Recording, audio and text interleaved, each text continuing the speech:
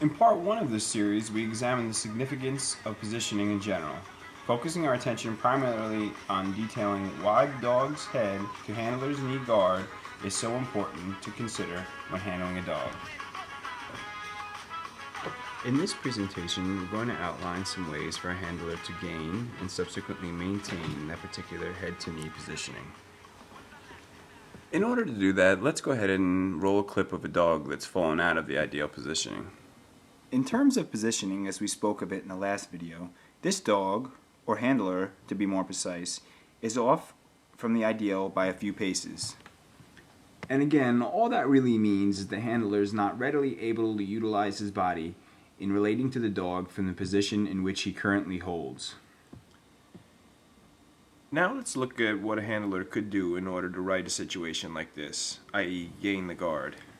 Now, if the handler were in the proper position, he could use his legs, namely his shins and his knees, to gently keep the dog corralled by his side, as we see done in this demonstration here. But obviously, the handler, in this instance, is off from guard by at least one full pace. If he were to attempt to use his legs from his current post, he would likely stumble over the dog, rather than be able to keep him corralled in position. So again, obviously, the first thing he needs to do is find his leg up alongside the dog's ear.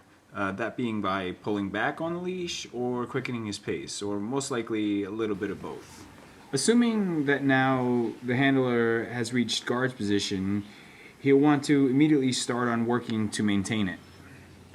He can accomplish this a number of different ways, but in this video we're just going to focus on one of the most basic, which is implementing a third-party structure, in this instance a fence, to wall his dog into this optimized station. That optimized station, of course, being a place in which the handler can best use his body to direct the dog's head and subsequently the dog's entire body. Obviously, we don't always have a fence to accommodate us, but when we become a little more seasoned with the guard, we can become a little more abstract with what we use to wall the guard, as with this demonstration using a fire hydrant.